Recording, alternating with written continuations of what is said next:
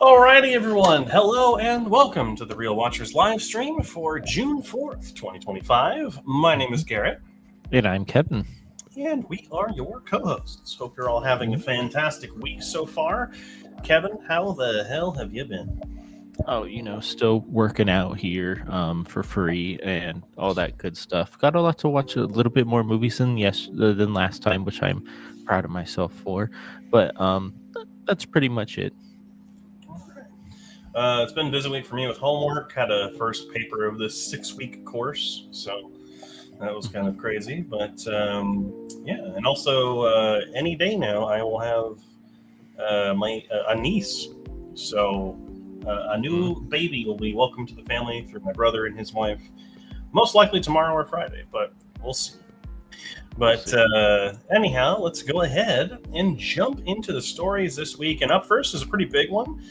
James Cameron is reportedly taking a break from the Avatar franchise after Avatar Fire and Ash, and will direct an adaptation of a book called The Devils by Joe Abercrombie.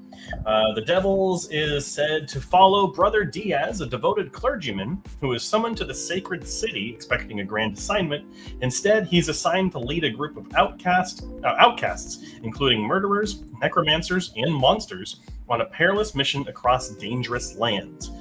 This looks like a fantasy, almost like a D&D type thing, and I am all here for it. I definitely want to see something different from Cameron instead of Avatar. So yeah, I mean, it sounds very curious and, like you said, D&D-ish, but I wonder what adventure they're going on and where they're going on this adventure to. Well, it says here their task is to escort a young woman named Alex, a secret princess, to reclaim her throne in the East while facing threats from bloodthirsty elves and greedy princes. The journey is filled with heists, sea battles, and narrow escapes as Diaz and his devils navigate a world where magic is as powerful as politics. I kind of like how they're called devils too. That's pretty sick. It sounds like they're like an Inglorious Bastards kind of thing, and they're calling them the Bastards. It's like, oh, they're the devils, which I think is a really cool name. So I am all here for this. In concept, I do want to check out the book. I think the book sounds fantastic. So yeah, we'll wait and see if this ends up coming to fruition. But that's the first story this week. Yeah, the second story this week. Blumhouse is adapting Phasmophobia into a horror film. James Wan's company, Atomic Monster, to produce. And dude, they could run with Phasmophobia, I feel like, because of the different ghosts and stuff like that. But I would love for them not to spoil which ghosts they do in this first movie, but give like the players who have played Phasmophobia little hints in the trailers to see if they can pick up on it, which would be, I think, really cool. I think it'd be a really cool idea to do for sure, and I would like to put it one step further. Maybe it's just because the videos I've been watching on YouTube lately. I would like to see this all from a body cam perspective. Oh, that would be sick. Or not like a hand. Not first person, because I think first person would be a little too disjointed for some people. I think that the body cam perspective, it gives it a really unique feel. It's like they're investigators, so they have a camera on them. Like, it makes sense. And I also like the truck idea, because in the game you have a truck with like a home base pretty much, and they can switch back and forth to that. I think that would be so sick to see that. Oh yeah, yeah, and leave the marketing to like a minimum. Don't tell us anything what's going on. But it's Blumhouse. They're gonna put too many trailers out for it. So it is what it is. Unfortunately. Alrighty, next up, Wake Up Dead Man, a Knives Out mystery, will be released on Netflix on December 12th, 2025. We also got a brief little teaser snippet for this. So basically, Knives Out 3, and I can't wait, because I think the first movie is a classic now, and I think that the sequel, while definitely not as good as the first one, is still a fun time. So I'm really excited to see what this third one can do. Kind of hard to hear you. Was this at Tudum, or where they announced this at? Okay. Okay. I didn't watch any of it, so I don't know. Yeah, I didn't either, unfortunately. It's mostly TV show stuff, and the big thing was like Stranger Things, and I just could care less. So, Yeah, exactly. But I'm cool with but this. next up, Yeah, I'm cool with it too. But next up, Black Phone 2 is scarier, gorier, and more violent, says director Scott Dickerson, and I'm okay with it. I'm all for 100%. it. We'll talk I about it mean, when we get to the trailers this week, but yeah. But it was Black Phone 1 PG-13, or am I blinking? That's a great question. Let me double check. I don't know off the top of my head. The Black Phone was rated. Had to be It was rated R. Oh, it was. That's a very calm rated R movie. Violence, bloody images, language, and some drug use. So. Oh, okay. So cool. All right, I'm down for it. Yeah, I'm super excited for this. I think Black Phone is probably one of Blumhouse's best movies. So and I think, well, actually, Get Out is a Blumhouse movie, I think, too. So I don't know. They're newer movies. Sure, for sure. Mm-hmm. Yeah. Alrighty, some kind of sad news, but it's just kind of par for the course at this point. Disney has done some more downsizing, letting go hundreds of people from its TV and film divisions. So just wanted to go ahead and pass along well wishes to those who are now currently jobless, unfortunately.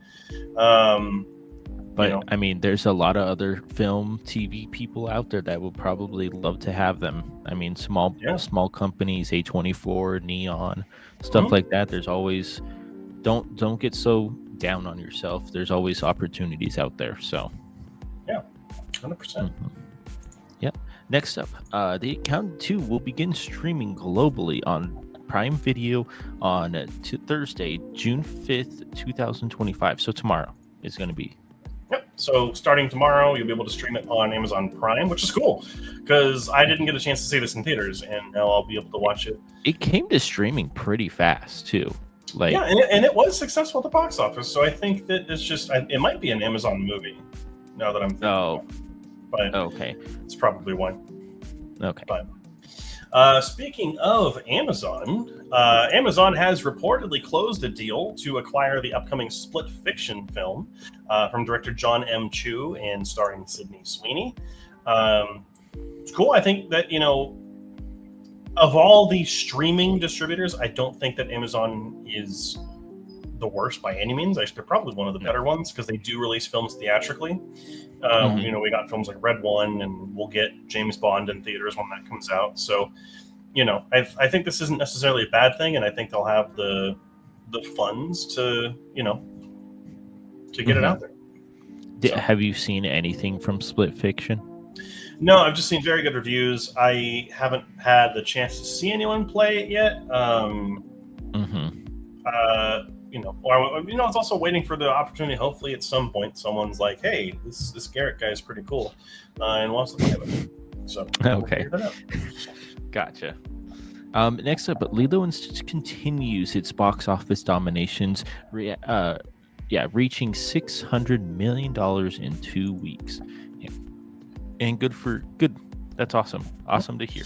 Got to make up some of that money they lost with Snow White. I'll tell you what. I think they tripled that money. They just paid Snow White right now.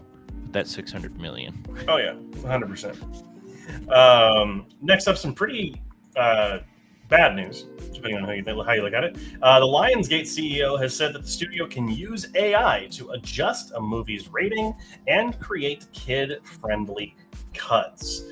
Went on to say that the studio can use AI to take one of their signature action franchises. The studio is behind John Wick and the Hunger Games movies. And now we can say, do it in anime, make it PG-13, and 3 hours later, I'll have the movie. That is frightening. I don't like that. No. And it's crazy that this is coming from Lionsgate, who has had film after film just completely flop. They were responsible for Borderlands last year. They were responsible for The Crow last year. But they're also responsible for John Wick, which is one of the biggest franchises right now. And we're getting another one this weekend. So, that's kind of scary. Like the fact that they can just take their movie and say, do it in anime and not hire an animation studio. That's going to put so many people out of work. Well, and another thing too, why are you trying to I don't want to say dumb, but downgrade somebody somebody's art that they've already made. Oh, Like 100%. that doesn't make any sense. If say John Wick, oh, I want to make it PG-13. It's like, but John Wick, I don't see how it can be PG-13 because of the story and the situation that he gets put into. Like you can't do that with Hunger Games. I think Hunger Games is PG-13 already, so it doesn't matter.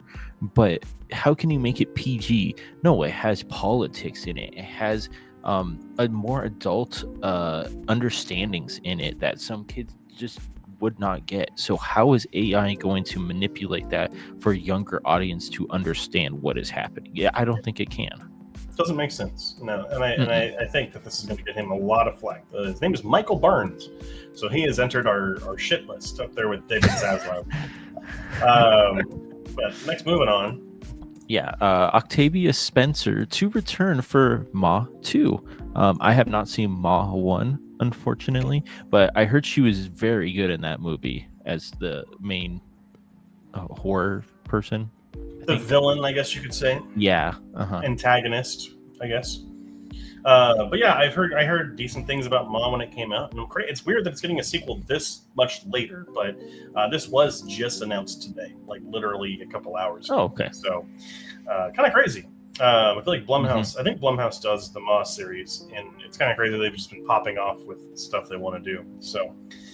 And lastly, speaking of Disney's failures, Snow White will officially be available for streaming on June 11th on Disney Plus. So for those of you who were curious to check it out but didn't want to pay for a ticket, and you have Disney Plus, you'll be able to check it out now. Honestly, again, for my review, it's not as bad as people said it was. But it's also not great either. So it's worth a check out if you really want to. But it'll be available next week. So. And that's going to be it for the news stories this week. Not too many this week. Pretty light week, but I think we're in the midst of summer blockbuster season, so not a whole lot going on at the moment. Let's see here. I don't know what you're going for here. The Devils by Abercrombie, as in Abercrombie and Fitch. It all makes sense. No, not really. Oh man, he's the conspiracy theory, Joey. Yeah, right. They're going to sell more clothing. Mm-hmm. About time for Walt Disney Productions to get their stuff sorted. I mean, they've been doing layoffs like once a year at this point. We don't know exactly what department this is in, but it sounds like it might be what's it called? The movie and TV department. Excuse me. I don't know. My brain just farted. That means a G-rated version of American Psycho? Hell yeah, dude. I want a PG version of Terrifier. I'm just kidding. Like a PG Pixar movie. Oh my god, rated R Pixar. What they can do rated R. The thing is, you can bump up your the rating that it gets, but I don't see how you can. What AI would do is it would just have blood flowing down people's faces to make it R, I'm sure, which is stupid. Like Joey says here, it's a terrible idea, and I feel like they're just riding the AI hype train and looking for justification potential. 100%, he's looking for bottom dollar. That's what Lionsgate's looking for, because they've been a complete flop of a studio in the last year, and they need to try and make some money back. And AI, as far as AI generation has come, I love messing around with AI generation. As far as it has come, it is nowhere near where they're thinking that it is. It's not that good yet. So, but like I don't know. It's mind-boggling that they would say that they're going to do that. I kind of want them to make an A.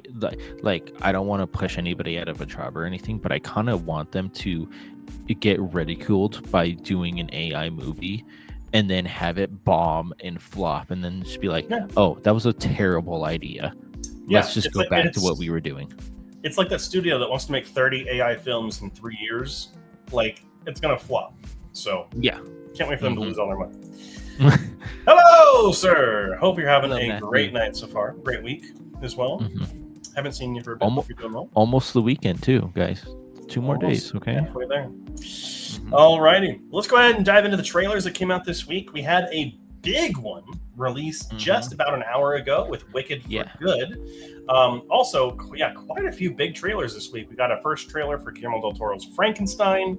We got the first trailer for Black Phone 2. We got a final trailer for Megan 2.0. as well as a new horror film called The Home, and a kind of dramedy with A Big, Bold, Beautiful Journey, which looks pretty good. And a lot of indie films as well getting stuff this week. Pretty strong week for trailers, honestly. Oh, I just saw the Thursday Murder Club. That sounds kind of interesting too. Yeah, I mean it's a good week if you're, especially with Tudum, and they did Frankenstein as the panel, which looks really good, really different as well. Megan 2.0, don't need to see another trailer for that, I don't think. So I'm perfectly okay with it. But Wicked for good. It looks really, no pun intended, really good. So, yeah, it looks wicked. No pun intended. No, yeah, I think that's gonna be. I mean, I had misgivings on the first movie's trailer, and then the movie wowed me. So, like, I'm ready to be wowed again. And I can't wait to take my mom again too, because we went and saw the first one. So we'll go for the second one. But yeah, Frankenstein and Black Phone 2 were the big ones for me this week. Frankenstein looks so different and so unique, and I can't wait to see it. And then Black Phone 2 looks way different than the first movie, and I'm totally on board. They're going more of a even more supernatural, which is really cool. So, but that's it for the trailers that came out this week. Frankenstein looks effing amazing. Can't wait to watch this. Might be the movie that gets me to sign up for Netflix. Well, hey, there you go. I don't know if Netflix still does a trial, but just sign up for the trial and then get rid of it. It's probably the best way to go. Yeah. But yeah, it looks incredible. It's a shame if it doesn't release theatrically, though. I want this to come out in theaters like so badly. And actually, I think, Kevin, we might have a chance to go see it theatrically. If you when does it come out? It comes out in November. Okay. But we up in LA, there's the Egyptian Theater, which is owned by Netflix, and they will do showings of it. And I think, and it's a classic old theater, I think we should go. Yeah, I mean, if it's available and if we have time too, that's the other thing. Time is got plenty of time to figure it out. Comes out in November. Yeah, that's true. But yes, it does look. I'll just say it looks fucking amazing. Yeah, it does. Let's go ahead and take a look at the box office, though, Kevin. Yeah, box office. No surprise here. Lilo and Stitch coming in at 63 million. I can talk today. Mission Impossible: The Final Reckoning with 27.3 million, outlasting the Karate Kid Legends with 21 million dollars. Final Destination: Bloodline still hanging in there with 10.8 million, and Bring Her Back breaking into the top 5 with 7.1 million dollars. 2 horror movies in the top 5 this week. Just thought I'd point that out. Yeah, no, again, continuing this resurgence for the horror genre, at least commercially successfully, 100%. And I think that, you're seeing a nice spread of the franchise or more schlocky horror films, things like Final Destination and, similar films, or Clown in a Cornfield, right? But then you're also seeing the artsy horror movies like Bring Her Back and Nosferatu are continuing to also do very well. So, like, I think that we're in a renaissance period for horror, because I think and I like how there's different horror movies for different people. Like Bring Her Back would be a different horror movie for like Garrett, and then Bloodlines would be a great one for like me and Nadia, because they're 2 different types of horror. But like, I'm very interested in seeing Bring Her Back, so it makes me intrigued about how other people can do horror. Yeah, 100%. And what's also cool is Final Destination: Bloodlines is the first Final Destination film to gross $200 million, which is huge. That's cool. Really also, cool. But also what's worth it to note, Karate Kid Legends opening up in 3rd place, underperforming according to studios. I was very surprised to see Final Reckoning above Karate Kid, to be perfectly honest. I mean, honestly, Mission Impossible is a huge franchise, and that's going to get like the majority of, I would say, like the 21 to 50 demographic is most likely going to go to that. And if they don't go to that, they're probably going to go to Karate Kid. Well, and I think it's like some people like Karate Kid Legends, they're like, oh, I haven't seen the first Karate Kid. Do I have to go see that before I see Legends or something like that? And they probably put that in their mind, I feel like. Yeah. I like when I went and saw Karate Kid Legends, it was a lot of people who were older and very clearly fans of like the original. I don't want to say older, people who grew up with it, as kids and stuff. Mm-hmm. So maybe our age or a little bit older. But we'll get to that and bring her back when we get to the movies that I watched this week. So we'll have to wait just a moment for that. Frankenstein deserves to be in theaters. In IMAX would be awesome as well. Yes, but I don't believe any of it was filmed for IMAX, which may be what prevents it from. I mean, there are movies that are shown in IMAX that aren't filmed in IMAX. Maybe, I don't know. I actually don't know the answer to that. But yeah, 100%. Mission Impossible probably going to have to make $800 million just to break even. I don't think Paramount can make expensive movies like this anymore. 100%. I think Paramount has become a slightly smaller studio on the world stage. I'm actually curious, where is Mission Impossible right now? Mission Impossible is at $360 million total worldwide. It's actually made almost double. Oh, not double. About like 80% more internationally. It's made $130 million in the US and it's made $230 million international. So I think if there's anything that's going to carry that over the finish line to get anywhere near where it needs to, it's going to be the foreign audiences. So, but all right. Let's go ahead and get into the movies that are coming out this weekend. And starting up first is a big one, which is Ballerina. An assassin trained in the traditions of the Ruska Roma organization sets out to seek revenge after her father's death. This is, of course, from the world of John Wick, starring Ana de Armas. The reviews are starting to come in for this. And let me double check Metacritic real quick. It's got a 62 on Metacritic, which I feel like is not terrible by any means. And most people have said that it is just as fun as the John Wick movies. So cool. I mean, most of the YouTube reviewers have said that. So that comes out this weekend. In limited showings this weekend comes The Life of Chuck, which I've been very excited about. A life-affirming, genre-bending story based on Stephen King's novella about 3 chapters in the life of an ordinary man named Charles Krantz. This has a absolutely huge cast. Reviews seem to be a little split down the middle. It has a 63 on Metacritic right now. It seems to be you're either going to love it or you're not going to get it. But I'm ready for this. So give me. Next up is a new horror movie coming out called Dangerous Animals. The idea for this is wild. When Zephyr, a savvy and free-spirited surfer, is abducted by a shark-obsessed serial killer and held captive on his boat, she must figure out how to escape before he carries out a ritualistic feeding to the sharks below. The idea of a serial killer who's obsessed with sharks and disposes of the body by just feeding him to the sharks is really cool. I have a question, though. Yes. Question. Is this considered a shark movie, then? Probably. It's got sharks in it. Yeah. Okay. I got sharks in it. So, I love the tagline, "You're safer in the water." I think that's pretty good. That's pretty clever, actually. Great tagline. And lastly is Dun Dun Dun Evil Eye.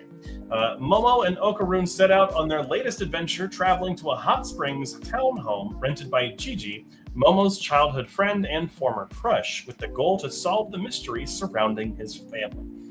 This is, I believe, the first theatrical film we're getting for Dun Dun Dun, which was a huge success last year, one of the biggest and most streamed anime series of the year. And the animation for this looks absolutely insane. So if you're a fan of the series, I'm sure you're going to go out and check it out. I haven't finished the series myself, so I don't want to go see this and kind of ruin anything. But we'll definitely have to check it out when it comes to like Crunchyroll or something. So, but alrighty, that's all the movies coming out this weekend. Got a couple more comments here. Want to see what people think of that Dun Dun Dun movie? 100%. I think that obviously it's not. It'd be interesting to see if it hits the top 5. I don't think it will hit the top 5.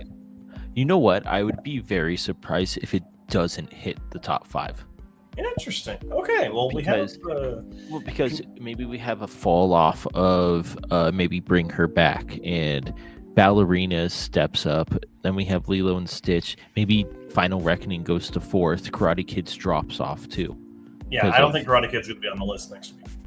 So I mean, can see it's it possible, but I mean, it's a great anime, so I don't see why everybody wouldn't go see it if they want to. I'm not. Alrighty. Alright. Notes are going back and forth.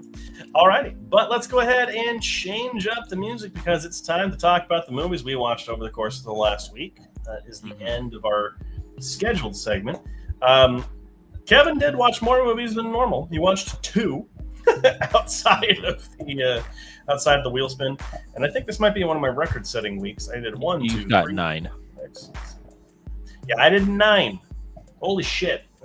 So I'll do 5. You do 1. I'll do 4. You do 1. Yeah. All right, I'm gonna try and keep it quicker, just because I don't want to lose my voice talking about everything here. But let's go ahead and dive in. The first film that I watched this week as part of my ongoing kind of research into documentaries for an upcoming video, I watched Hoop Dreams from 1994, and this is an incredible documentary about more than just basketball. This is a snapshot of the lives and struggles of students and families in 1990s Chicago, specifically inner city families and Black families living in Chicago during the 90s. I think that my biggest criticism, and one that I think is a little bit of a problem, I think that it is definitely a little too padded. It's a little too grand in its scope because it's almost 3 hours long, and there's only I feel like there could have been some stuff you could cut. The problem is I don't know what you could have cut because everything feels so important and vital. I think that you feel the length, you feel some of the slower pacing by the end of the movie, and I think that that's the only major problem with it. Other than that, everything is incredible about this movie. William and Arthur are incredibly likable young kids, and you see them go from freshman to senior, and it follows them through 4 years. It's brilliant. I'll be honest, it's very hard to get me to care about sports. I watched Draft Day last week. It was hard to get me to care. Moneyball got me to care about baseball. Welcome to Wrexham got me to care about football. Hoop Dreams got me to care about basketball, which is very rare. So definitely was a fantastic film if anyone has a chance. Two sports movies in 2 weeks. Who would have called it? Yeah. Your boy's turning a new leaf. Next up was in fact Karate Kid Legends. I went and saw this on Friday, the day it released last week. And I thought that the first trailer for this was one of the best trailers I've seen all year. It literally looked like a great film. We had seen it in theaters a couple of times. And the second trailer I didn't think was as good. And I think that the second trailer was more indicative of the film itself. I'm not the biggest fan of the Karate Kid. I've heard great things about Cobra Kai, but everything else is like it should have just stayed in the 80s, honestly. I think the film does provide enough entertainment that it does what's the word I'm looking for? It does justify its existence, but I don't think it's necessarily that great of a film.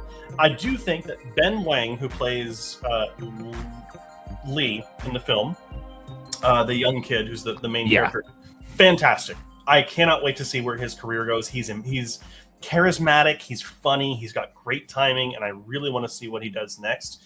I think that Ming-Na Wen also does a great job as his mother. There's definitely an emotional part that she plays to the role, and I think that I've always loved Ming-Na Wen. So also his new friends Mia and Victor are great in the film. They're funny, and they're a great presence to have around him. And then Jackie Chan and Ralph Macchio are in this film, and I think that they're both good in the movie. I think that Macchio definitely is not in the film as much as you think he's going to be. But that I won't say anything else because I don't want to spoil it.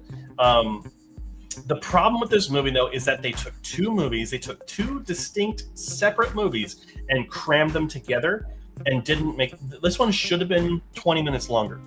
It should have explored the concepts presented by both of these stories and then made it interesting. There's one story of the character moving to America and then making friends with Mia and Victor and the whole storyline regarding that. And then There's another story regarding his older brother and a tournament to kind of prove himself, and they just feel like two separate movies mashed into one, and that was a little distracting. I think it's got some fun sequences and some good performances, but the editing during the fighting sequences is terrible sometimes, and I think that the soundtrack is awful for this movie. So 62 is what I'll give it, and I think that's being a little generous, but I seem to be kind of in the middle of where everyone's at right now. Up after that, man, watch some not some sleaze, some real cheesy fun. Watch the Cannonball Run, which if you don't know what the Cannonball Run is, the Cannonball Run was started as a little bit of rebellion against the United States speed limit of 55 miles per hour. And this was started in, I think, the 70s or 80s, where people would go from one side of the country to the other as fast as they could. Not official, so you could get arrested, but literally you had to evade cops and just get from one end to the other. This movie is, well, number one, it's aged very poorly. There's literally a character in brown face for most of the movie as like a Middle Eastern, like prince, and he's not Middle Eastern. There's also Jackie Chan, who's cast. Jackie Chan is in this movie. He's Chinese. They have him playing a Japanese character. Oh. And literally every time his car and his partner show up in the movie, they play essentially a version of like every time his car shows up. Oh it's my god, super bad. But there's also Roger Moore in this movie who played James Bond at one point in time, and he's playing a character who thinks that he's James Bond, which is really funny. That's hilarious. Also, and literally, he has a girl with him in the car every single time. Every time it cuts back to him, it's a different girl. It's really funny. That's cool. Burt Reynolds and Dom DeLuise are in this movie. They're really fun together. Also, Sammy Davis Jr. and Dean Martin are in together, because everyone's in pairs. There are some terrible racist stereotypes in this movie, but it's also just a funny movie. This feels a little late for all this kind of racist shit, but I don't know. It still has some charm to it in that it's weird. This also just is it's a loose assortment of scenes and moments and gags that are just tied together by a thin line of a plot. This was written by someone who'd never really written a movie before. My cousin, who was actually the one who showed me this, my roommate, said that this was written. The guy that wrote this was a former editor-in-chief for Car and Driver. Oh gosh, yeah. Man, the ending for this is terrible too. But there's something that makes me smile with this movie, and it's a total guilty pleasure now, and I absolutely enjoyed it, even though it is not good. So 45 is very generous. I was a little bit more generous with my scoring this week for sure. Up next is Stagecoach, the classic Western from John Ford, starring John Wayne. This was John Wayne's first starring role, which is pretty fantastic. It's a damn good movie. I highly recommend this film. Even with some of its with the criticisms, I think that this film is too stuffed with characters. There are too many characters that are involved in the storyline, and some of them get lost. And there's a character who I thought was a main character the entire time, and then it just abandons her 15 minutes into the movie. They set her up to be an important character, and then she just doesn't matter. There's also characters that aren't built up to be important that are made important. It's very weird, but I can't criticize it too much because it's so well written and it's so well performed. And I think that this movie, what makes this movie so iconic is its final chase scene, which has the characters in their stagecoach running from a group of Apache warriors. And it includes some incredible stunts for the 1930s. There's someone who jumps off their horse onto the little bar in between the horses in the stagecoach. And then John Wayne shoots them, and they fall down, and they slide underneath the horses in the stagecoach, which had never been done. I think I've seen that before. Clip. You've seen that clip. It's incredible. But beyond the stunts in that final chase scene, it's just a well-made movie, very early in John Ford's career, but definitely a really fun time. So would highly recommend it. Good. And then my last one before we get to Kevin is My Old Ass, which I know Kevin already watched, which I just was looking for something to watch. It was on Prime. I was expecting this movie to be funny, which it was, but I was not expecting it to be as sincere and heartfelt as it was. Mm-hmm. And I think that, we all wish that we could communicate with our older or younger self. And there's an ant on my wall. But like this has that fantasy to it, right? Like we're seeing that happen in real time, and the performances are great in this movie. Both versions of the main character Elliot are really great, and they have great chemistry together. And I think the dramatic parts also worked really well as well. There is a plot point of this movie. I will not spoil it, but it involves a character that Elliot is told to stay away from. And the way that they handled that, I was not expecting at all, and actually made me like the film a lot more. I will say it's not very memorable. There's nothing that I'm like, I want to go back and watch this movie again. I think that it's something that is easily recommendable to anyone. And I feel like you don't have to be a young woman to get the point of this, or a woman at all, right? You could be of any gender expression and get something out of this. And I think it was just a very sweet movie. Not memorable, but good enough to recommend. But I like how you put it that way. It's like me watching it, I wouldn't watch this one again, but I would recommend it to people. Be like, hey, you want something kind of funny but kind of like heartfelt as well? Watch this one, and I think they would really enjoy it. 100%. Well, my movie, so keep going here. It was Mickey 17. If you have not seen this movie and you think that Pattinson cannot act, please watch this movie, because he will change your mind. And that's the biggest thing that I got from this movie is Pattinson has come a long ways from being Edward Twilight Boy to becoming like very underrated on how he acts.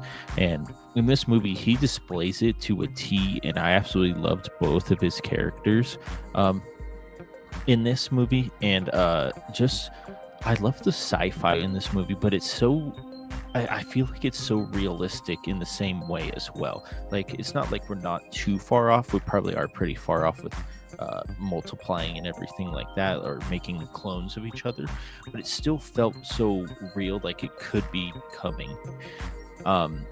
The other characters in the story, Mark Ruffalo, I was iffy about him. I didn't like his character. I didn't dislike his character. He was just there. He was just the villain. I would say he was the villain in this movie.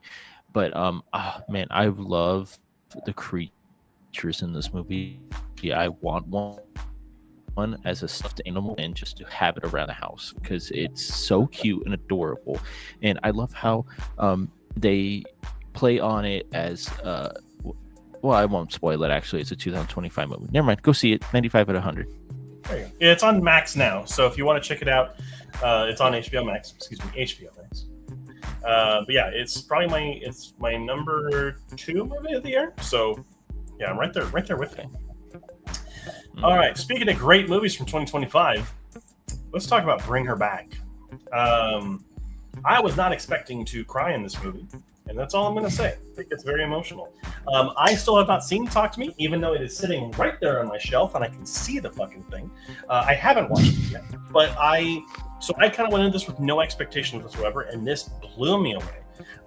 They've shown us that they are equally capable of making us cringe because of something that's just gross or disturbing, as much as they are to make us cry our eyes out. The performances here are phenomenal. Sally Hawkins is giving us one of her best performances, and one of the best performances of the year as Laura. There's just like it's anytime you've walked into someone's house and they start giving off red flags, it's just that for a lot of the movie. Also, Sora, yeah, I wrote this in my review. I was like, someone needs to go check on Paddington, because she plays Paddington's adoptive mother. But Sora Wong and Billy Barrett are the 2 kids, the central kids of this movie, and they do a fantastic job. Also, the kid that you see on the posters with the shaved head, I don't know their actor's name, but they did a fantastic job as well. This film is incredibly disturbing. Like, some of the stuff that happens in this movie, movies don't get under my skin because I know that they're fake, right? This movie got under my skin. there's a part where a character does something with their teeth, and ew, man, ew, yeah, no, no. Even thinking about it. But almost all of what happens is with children, and is what makes it so much more disturbing. Also, this movie looks fantastic. It is really well shot. It's really well paced. Like, you never feel like, all right, how much time do I got left? You're sucked in. The minute it starts, you're sucked in. There isn't a whole lot to criticize here, but there are moments when the movie feels a tad unrealistic. Like, that would not happen, which I will not spoil. I mean, that's what you said about Bloodlines, and then I had to remind you, so let's just say that. No, this one is more like, why?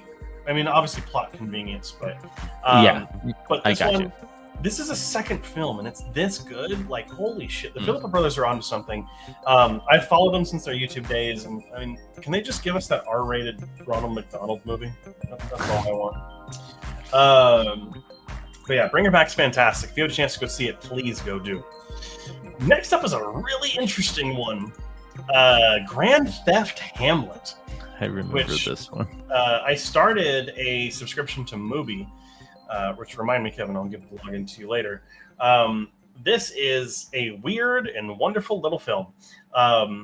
This feels really surreal because you and I and our friends have put so much time into GTA Online. To see people attempting to do Shakespeare's Hamlet in Grand Theft Auto 5 is really weird. But it works. It works so well.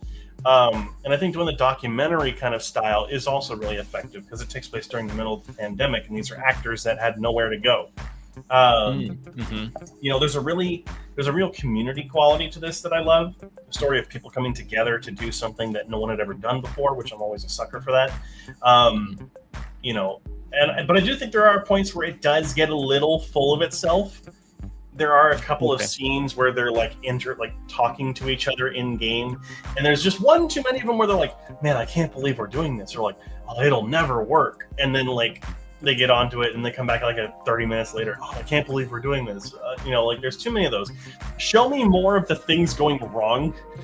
Yes, you're rehearsing and then a blimp just comes crashing in. Show more of that, because that's hysterical. But it's hard not to like this movie. It's made with a genuine love for Shakespeare and for Grand Theft Auto. And I think this might be one of the best video game movies ever. Even it's not about a video game, it's just using a video game to make it, but it was fantastic. Highly recommend. Nice. All right, I'm almost done. Don't worry. Next up, City Lights from 1931. This is a Charlie Chaplin movie, which we'll be covering at some point on Movie Club. And this is another piece of Hollywood magic from the 1930s. Silent film just works wonders. Charlie Chaplin's fantastic. This movie really shows the tramp character at his best. He's doing a lot of good things. He saves a man from committing suicide. He helps this woman who is blind. He is a good person in this. Getting mixed up into some things, but he's just a genuinely good person, which is a nice, refreshing thing to have in this film. The performances in this movie, fantastic. I mean, obviously, I do not need to say how good Charlie Chaplin is. He is one of the best comedic performers, period, of all time. But also Virginia Cherrill and Harry Myers are fantastic in this as the blind woman and the millionaire, specifically. There's a scene that takes place by the water. It's both heartbreaking and hilarious, and that chemistry that Harry Myers has with Chaplin in that is wonderful. If there's anything that I'm not a big fan of here, I think the tramp spends a little too much time with the millionaire character, and there's this kind of dynamic where the millionaire loves him, and he's all friends and buddy when he's drunk, but then when he's sober, he doesn't. He's like, I don't know, this guy, get him out of my house. And there's too many times where it just goes back and forth. The rule of three is broken. It's funny and sad. It's funny and a little sad at first, like it's supposed to be, but then it just kind of gets annoying.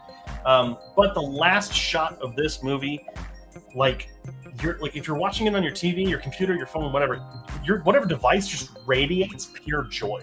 And it's such this weird, iconic moment, and it's fantastic. So can't wait to watch it again. Lastly, literally watched this today, is Netflix's Shadow Drop. of a Korean animated film called Lost in Starlight, which it totally won me over. This is a film about a young woman who is training to be an astronaut and to go on a Mars mission. This takes place in the kind of near future, like 2050. And when she's told to wait on Earth for a little longer, she meets a musician, and they develop a romance. And it's a very heartfelt and very real feeling romance, even though it's animated. Like, it literally feels like this could have been a live action film. And usually romances are hard to get me on board. I've got a little bit of that cold black heart, but I think this one really won me over because it just feels so real, and their chemistry is really good. And it also doesn't, the points where there's conflict legitimately works, and you're shown why it works. And I think that's what's so important about it. The film is gorgeous. This movie literally feels like it is a combination and a love child of Makoto Shinkai, who gave us Your Name and Suzume and all these beautiful fantasy kind of romance adventure films. But then it also feels distinctly Hayao Miyazaki in some of the way that the characters look and just the overall tone and feel of the film. Also, the style, it looks like a happy, clean, and positive version of Cyberpunk 2077, which I am like, we need more of that, because I feel like we're getting a little too dark with our sci-fi lately. And at times this movie feels both possible and impossible, which is what good sci-fi should be. It should feel just outside the realm of possibility, but there. The story, I would say, is very good. Again, the chemistry between the two is fantastic, but I do think this movie is predictable. You know what's going to happen, and it's easy to tell what's coming. But it's the setting, it's the characters, and everything that distinguishes it. It really kind of rises above that major criticism. It's not the most memorable film in the world. I don't love this as much as Your Name or, The Wind Rises or anything like that, but I do think that it is really up there, and I'm going to say it's the best animated film of the year so far. And I hope this gets the Oscar nomination, at least, because it's... The word I have for this is it's comfy. This movie is comfy. Gotcha. Is there any other animation movie that's coming out this year that might take the cake on that? Or I mean, Elio's coming out. Elio could get the nomination. There's also the director that did The Illusionist has his new movie coming out, the French animator, which that's going to be nominated, and I'm sure that will probably be another really good movie. But beyond that, I'm not aware of anything. Okay. All right, let's get your last movie here. I'll do my last movie, Captain America: Brave New World, and I was hearing very mixed reviews about it, how it was good, how it was not good, or it's just right down the middle. And I feel like it's a little bit above right down the middle. It's above average, I feel like. I really liked how Captain America is not such a superhero anymore. He's kind of a regular person with super I don't want to say superhuman, but like really good technology around him. But he's still just a regular guy like you and I. And I really like how they play into that a lot in this movie, about how he should have taken the super serum. But Bucky always tells him, no, you made the right choice. That's why Steve Rogers gave you the shield, because this is you and you represent the people, and people can look up to him. And I really like that concept in this movie. Ramirez, is his name Ramirez as the Falcon, the new Falcon? Danny Ramirez is the actor. Yeah, that's what I meant. Yeah, so the actor for the Falcon, I absolutely love him. I can't wait to see him in more things. I thought he was such a great comedic relief, but when the timing was correct, he wasn't just popping out of nowhere saying something really stupid. It was just, he was there to say something funny or to back up Captain America, and it really works. And I really enjoyed this movie. I liked seeing I was going to say Tom Ford. What's his name? Harrison Ford. As the Red Hulk, as being a person who has two different sides that he wants to change, but sometimes people don't want him to change. And I like how it kind of brings in the older Hulk, like 2011 or no, 2003, something like that. 2008. 2008, the Incredible Hulk, and how it kind of you didn't really need to know what happened in that movie, but they kind of give you a little gist of that movie, and you understood what happened. Because I don't think I ever saw that movie, but I totally understood what they were coming from with this movie, and I think it was giving a little bit too much hate, I feel like, and I absolutely loved it. No, I said not loved it. I really enjoyed it. So I gave it an 78 out of 100. Damn, my dyslexia is kicking today. Yeah, no worries. Alrighty, thank you all for hanging in. I know there's a lot of stuff to talk about. Let's get to those comments now. Let's see here. I watched Blowout last Saturday because I saw a video of Quentin Tarantino saying it's one of his favorite movies. It's pretty good. I have not actually heard of Blowout. Have I seen Blowout? I think I did. I mean, every time I eat Taco Bell, it happens. But is that the 1981 film from Brian De Palma? You'll have to go ahead and get it on here, so you can kind of figure out which one you're talking about. Oh shit! Garrett saying it's just in the 80s. Them's fighting words, son. In all seriousness, I've heard is the Karate Kid Legends is 2 stories. So I'm not saying that the franchise should stay in the 80s. I think a majority of people would say past the first one that none of them are really as good as the first one. I think is more so what I was going for with that. Mm-hmm. You know, I'm not that big a fan of the franchise. I don't. Doesn't matter to me if they keep making. But yeah, I would just say I think most people would probably say that it should stay in the 80s. On a scale of Karate Kid 3, the next Karate Kid, the Karate Kid, where would this new movie be compared to? To be honest, I have only seen the original and this one. I have not seen any of the other ones. So I cannot honestly answer that question. Sorry, it took me a minute to figure out what you were going for there.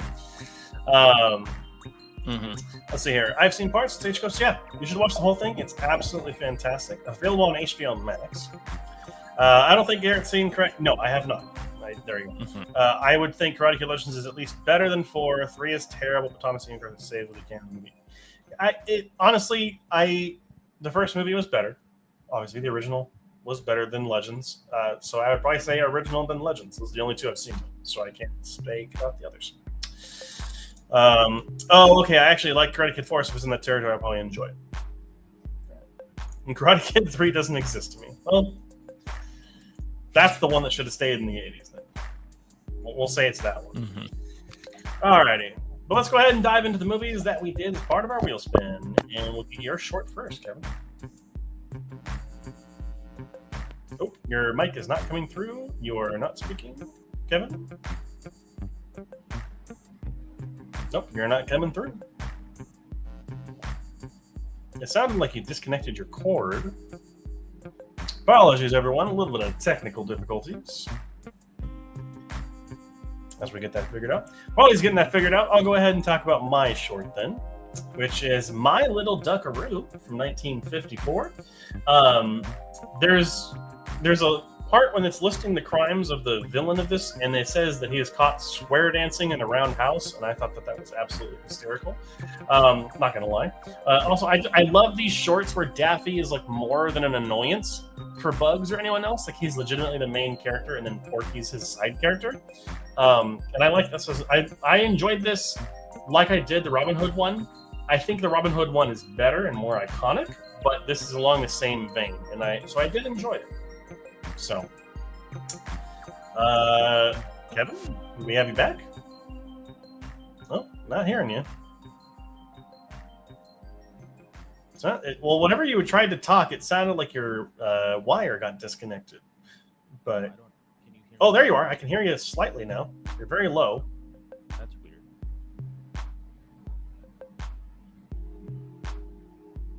You're getting a peek behind the scenes now. Can't hear you at all now. What? How oh, hold on. You're there. I hear you now. Okay. You're very low. Try talking like a full sentence for me, for the audience. Oh gosh, there's so much pressure. The Daffy Duck thing was really funny to me. I enjoyed it a lot. Well, there you go. You enjoyed it. Oh no, that's not my short. I'm just joking about it. No, so coming from a medical background, I really enjoyed this movie. I was getting a lot of chuckles out of me because of Daffy Duck trying to be a doctor, and he literally cannot because he's so crazy. And Porky is not really in this movie, but still, or movie, this short, but I still enjoyed his company in this movie. But it's all about Daffy, and this animation for this time is absolutely fantastic. I don't know how they did it. The sound effect team is fantastic in this. I mean, every little cartoon noise that you can think of just popped to life. So I absolutely loved it. I give it a 93 out of 100. So good. All right. Go ahead and turn down the music a little bit so we don't lose you. I'll go again since I had technical difficulties. All right. Yeah. Henry. Let's talk about him. Henry, Portrait of a Serial Killer. And this, I feel like this needed some more meat on the bone. It didn't give me a lot of background story about Henry, and I know it's maybe trying to not give me the background of Henry and why he does what he does and anything like that, but I would like to see maybe a little bit of a reason why, because it's a little too blunt for me. It's definitely a different kind of horror movie, I would say, more of a psychological or why is he doing this type of horror movie. So I was really fighting this because I watched this I think a day ago or 2 days ago, and I didn't put my review out because I just didn't know how I felt about it, and maybe that's what this movie wanted me to feel, because the there's not a lot of kills in it that he it's usually off screen when you don't see like the gore or anything like that, but you see the woman's dead body pretty much, and I don't know if I like that because his character is so like built up anger is inside of him and he has to let it out. So I would maybe like to see it be a little bit more violent in that way. Um, but the person who plays Henry is absolutely fantastic. I want to say he shows no emotion, but that's how his character is supposed to be built until he finds somebody that he likes and he shows his emotions to them, which I really enjoyed. It really built up his character a lot more than I expected. I hated Otis just because he's supposed to be a hateful guy in this movie. Not because his acting is horrible or anything like that. He's just a piece of shit, pretty much. And I like Becky in this movie as well. It shows Henry's kind of. She tries to get the light out of Henry. I want to say he's a very dark individual, and she tries to show him the light and what can possibly happen if whatever he does stops or anything like that. So it's a very mixed bag for me right now. But I gave it a 73 out of 100. All right. Let's go ahead and we'll get to my film, which was Misery from 1990. Don't know why it took so long to watch this movie, but I did. I thought that Misery is a really fun time. It's a nice little scary, but also cozy movie, probably just because it takes place during the winter and everyone's bundled up. But I think the reason why this film works so well is because of its two lead performances. Kathy Bates is incredible in this movie, and James Caan is also very good in this movie. But I think that rightfully so, Kathy takes the lead because she's so bonkers. She's so out there, whereas James Caan is definitely more down to earth compared to that craziness, which makes sense, right? Because she's playing someone who's legitimately insane. If there is anything that I'm not too big a fan of with this, I would say that there is a blend of humor and horror in this. And I just think that the humorous moments took me out of the movie a little bit, which is odd because Rob Reiner is known for films that have a lot of comedy in them, like Princess Bride, and Stand By Me has its comedic moments as well. So it was for the weakest link here. Don't get me wrong, it's not bad humor. It's not like it's unfunny. It just didn't really keep me invested. But I will say the film is exceedingly well shot. with the DP Barry Sonnenfeld doing a very fantastic job. Ages pretty well in the way that it looks and the way that it flows. I would say that Rob Reiner also does a great job at directing, even though the hiccups with mixing comedy and horror don't really always land. But when it's focusing on Annie and Paul's terrifying predicament, it's fantastic. It's a great film, but I'm sad that I took too long to watch it. And I think it's a great film from both actors and everyone involved. So really enjoyed it. Did you like not get a queasy, but did you like? I don't want to say cringe either, but at the where she breaks his ankle. That hurts. Oh, that hurts. I'm like, oh, and it was so. Yeah. Oh. A little hard to watch. Yeah. Alrighty, but let's go ahead and dive into our favorite part. Spinning of the wheel. It is the spinning of the wheel. So if anyone has any suggestions they'd like to add to the wheel, please go ahead. Oh, we're getting some mic buzzing from Kevin. Hopefully it's not too loud for everyone. Sorry. It almost sounds like the connection point with the microphone is having issues. Like 7 feet long, and I'm like 2 feet away from my computer, so I don't know.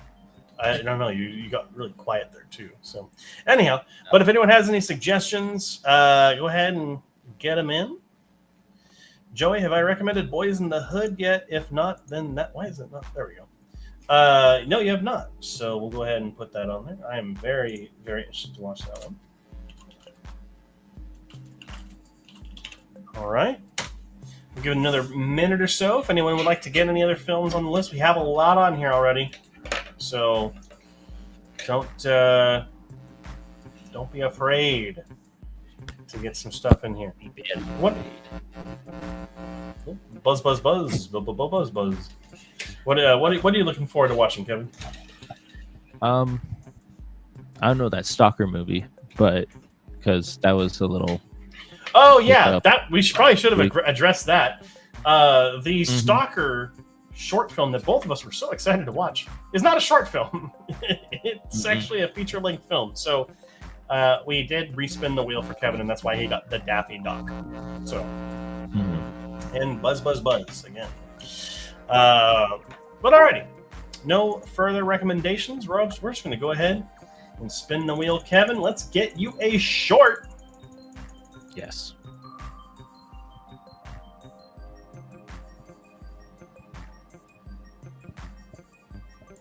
And you're short.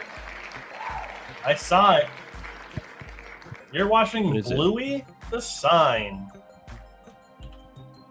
Bluey the Sign, like Bluey the dog? Yep. You're watching a Bluey short. Oh, okay. I'm cool with that. Let me see. I believe it is on IMDb. We'll just double check. Yes, it is. Don't know where it's streaming, but it is in fact available on Letterboxd. Alrighty. So we'll go ahead and remove that from the wheel. Shuffle, shuffle, shuffle it up, and we'll spin it for my short. I don't know where it's going to land, obviously, because it's a wheel. And it is an ache or something. Let me go ahead and double check. An ache in every steak is the short that I will be checking out this week. So we'll go ahead and remove that from the list as well. Shuffle this bad boy up, and then Kevin, let's get your feature film. Okay. I got to think of a movie if it lands on my pick for you again. Which it will not. It's in fact landing on Megan is Missing, which I do not know. Megan is Missing is a 2011 film available on Tubi. I don't remember who suggested this one, but it's actually one that I've been wanting to watch. So awesome! Oh, this looks interesting. Yeah, I've considered a very disturbing movie, if I'm not mistaken. Yeah, because it's been on a couple of disturbing film iceberg videos that I've seen. So, hey, from Henry Portrait of a Serial Killer, which is also on that list, to Megan is Missing, Kevin's getting some disturbing shit. All right, shuffle it up. Buzz, buzz, buzz from Kevin. And spin. I don't know what the issue is, man. We'll figure it out. And it is going to be The Rock. Oh boy. That will be the Michael Bay action film with Sean Connery and Nicolas Cage and Ed Harris. Oh, I needed a good piece of so bad it's good type stuff. I'm all here for it. What if it's just a bad movie? Period. It's an iconic movie, so there's at least that. But that is going to be it for the wheel spin this week. Kevin will be watching the short Bluey the Sign, and then we'll be watching, which is very different from the feature film, Megan is Missing. And then I will be watching An Ache in Every Steak as the short film, and The Rock as my feature-length film. And actually, from what I'm looking, everyone seems to be loving The Rock, surprisingly. Okay. One of the top reviews here saying, what a great freaking movie. What happened? Was Michael Bay replaced by a body snatcher? So, yeah. It sounds like it'll actually be a pretty good film, which I'm all here for. It's also got Tony Todd in it. So I'm okay with that. Mm-hmm. But that's going to be it for this week's movie club. Not movie club. This is the live stream. Love messing that up. Hope you all have a fantastic rest of your week. Of course, we have movie club coming out on Friday, which I will have to edit literally tonight and post because I don't want to miss that with baby coming. But not my baby, my brother's son. And so we are going to be watching Millennium Actress, which we are very excited to talk about. It's a very different movie than what we've been covering recently. And then obviously the show goes live every single Wednesday at 7 p.m. We love having you along. Thank you for joining us as normal. Joey says The Rock is when Michael Bay first started and before his tropes became a thing. So there's that. Well, there you go. And that's where we'll end the show. Thank you so much for joining us. And of course, until next time, keep those eyes on the screen. Have a great night, everyone.